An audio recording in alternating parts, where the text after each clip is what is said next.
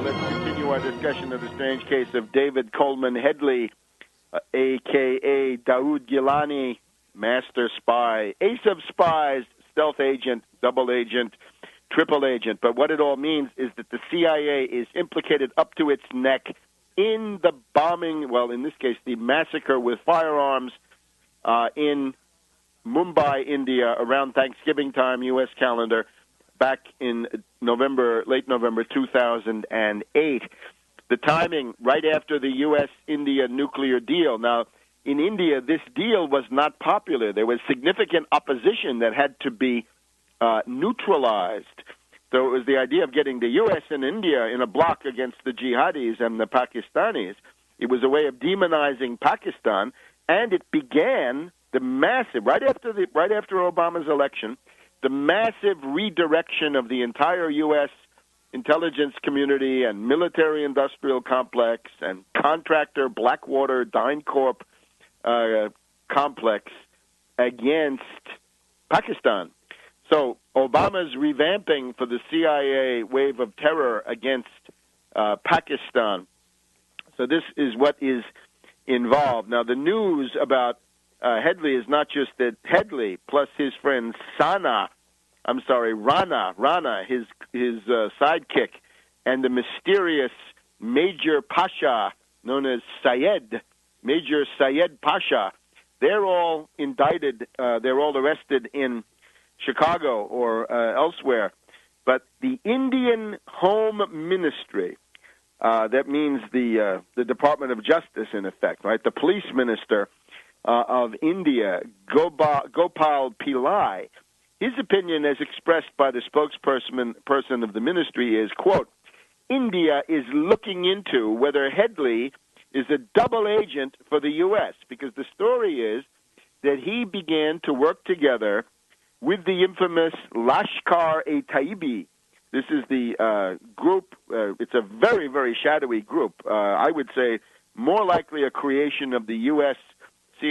CIA and the British directly, involved in all kinds of dirty things, involved in Daniel Pearl and all the rest of it, things that the U.S. Bush needed at the time. Anyway, Lashkar-e-Taiba allegedly fights under Pakistani direction to get the Indians out of those disputed portions of Kashmir, where it's 95% Muslim, and the Indians have been occupying them for 62 years.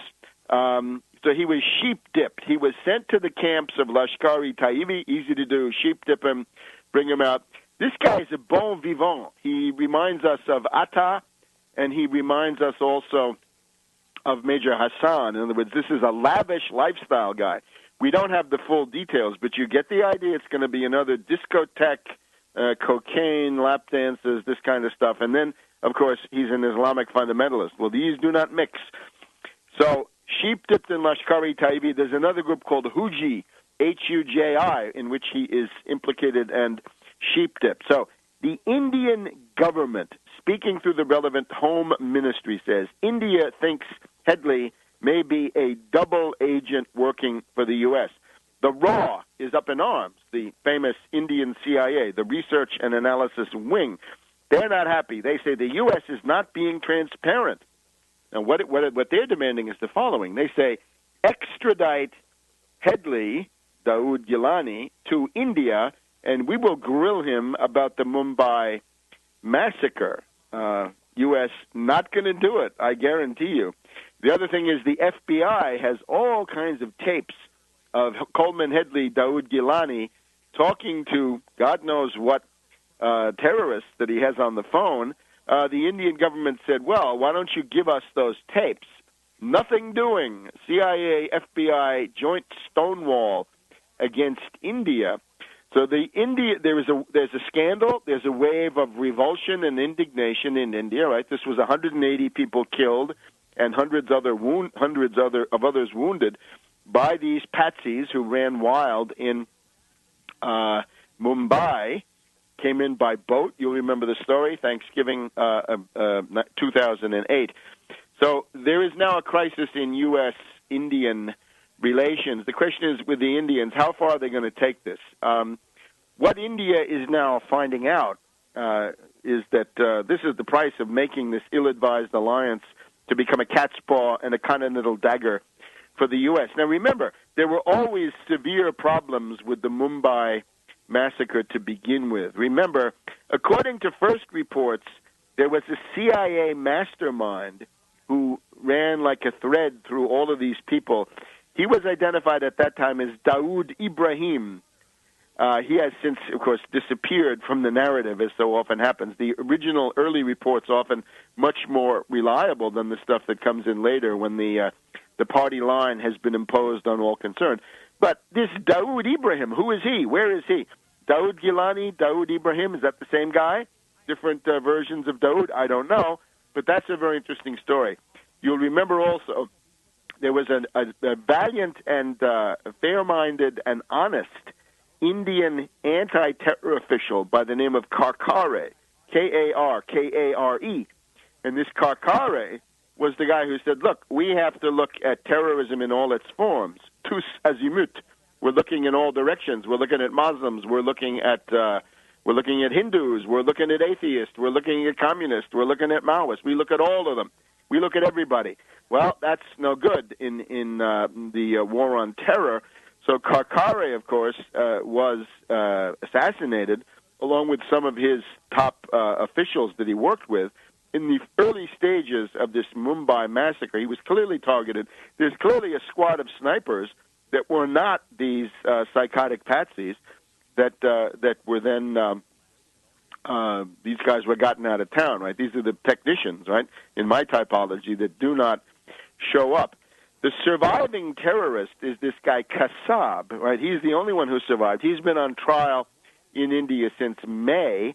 And you'll remember there are these pictures of this grinning patsy, obviously a psychotic patsy, wearing what sources have described as a Hindu wristband, the typical devotional object. It's like if it's a rosary, it's a Roman Catholic. If it's a wristband of this sort, it's a Hindu. Now, what does it mean? Is it just camouflage? Is it something just to confuse people? I don't know.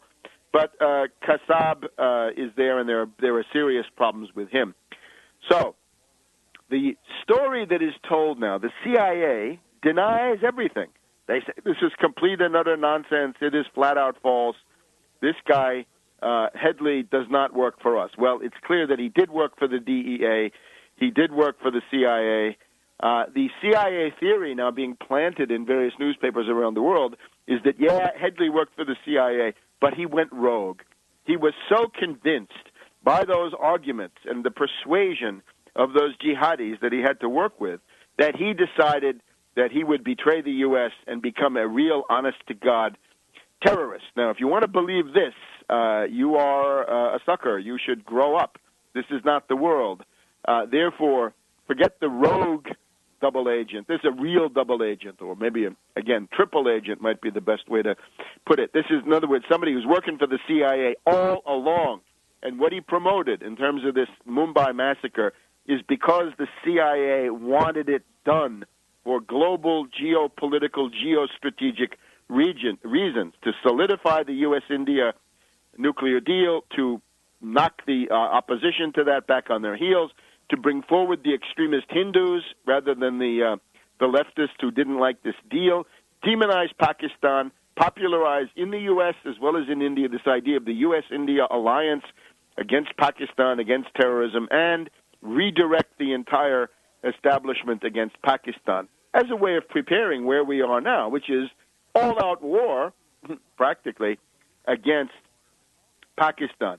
The question to India, I invite India to reconsider, is your future that of a cat's paw continental dagger for the U.S. against Pakistan? In that case, you will be mauled. You will fare very badly. Rethink.